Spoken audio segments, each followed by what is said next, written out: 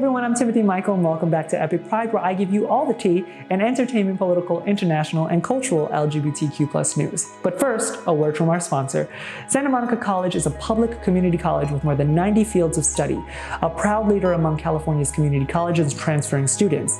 There's a seat for you at Santa Monica College. Find your classes today. Click for more info. Now, Kimberly Billy Hackinson, Cavite's representative to the Miss Universe Philippines 2020 pageant, said that she's bisexual and proud to be here during the preliminary interviews held in Baguio City. She stated, and I quote, "I'm Billy Hackinson, I'm representing Cavite. I work as a flight attendant and I've been flying for 4 years now. I'm a dog person, I love to cook, I love to stay at home, and I'm a bisexual and I'm proud to be here." Billy is among only a handful of openly queer pageant contestants in the Philippines. She also dedicated her journey in the pageant to those who have been pigeonholed, discriminated, or dehumanized for their gender identity, gender expression, or sexual orientation. Billy is one of over 40 candidates vying for the title of Miss Universe Philippines. The finals will be telecast on October 25th. Well, Billy certainly has my vote, but let's see how she answers some questions during the Q&A section of the pageant. It's always my favorite part.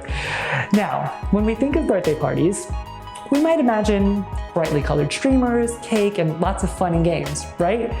Well, one man arrived at a celebration to mark his 33rd year of living. This was not what greeted him. Instead, Eli McMahon found himself walking to his very own funeral. His boyfriend, Skylar Westendahl, who is now his husband, had come up with the quirky idea to throw him a funeral because he felt that people shouldn't have to die in order for their friends to say why they love them. Okay, Skylar decorated a friend's house for the occasion, creating a fake casket made out of an ironing board and pillows. Creative. He also hung up photos of Eli around the place and arranged for all of the guests to dress in black. Very slimming. To make things even more realistic, Skylar also instructed people to ignore Eli during the funeral as if he were actually dead.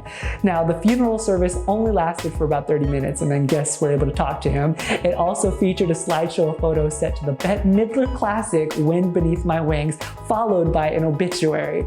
Morbid? Yes. Creative? Absolutely. I think it's really funny if you have that kind of sense of humor, which I certainly do. And honestly, I can't wait for Eli's next birthday because how do you even top that? LGBTQ people from El Salvador, Honduras, and Guatemala, aka the Northern Triangle of Central America, are trying to seek asylum here in the US. Now, those countries have among the highest reported rates of murders against LGBTQ people in the world. El Salvador, Honduras, and Guatemala are also the 3 countries with the highest rates per capita of LGBTQ asylum seekers arriving in the United States. While none of the Northern Triangle countries criminalize homosexuality, the governments are failing to protect LGBTQ+ people, and in some cases are adopting policies that make their lives even more difficult. None of the countries have passed comprehensive civil non-discrimination provisions, which are essential tools to prevent and address discrimination. If you are discriminated against because of your gender identity or sexual orientation in employment or housing, you don't have grounds for a civil claim. There's also violence from gangs and from law enforcement. Street gangs are powerful and target LGBTQ+ people, partly out of anti-LGBTQ hate, and also because they know that LGBTQ people really don't have a supportive network, and if a gang is trying to extort rent from an LGBTQ+ person, that person often can't go back to their parents' house, for example, because their family doesn't accept them. Now, I believe that we as a country should help those in need, but it's no surprise under the current administration that these people are faced with obstacles that prolong their suffering and are often denied asylum. Hopefully that changes soon. That's my recap of what's happening in the LGBTQ+ community. I'm Timothy Michael, and remember, be loud, be proud, be you, and be epic. All Black Lives Matter. See you next time.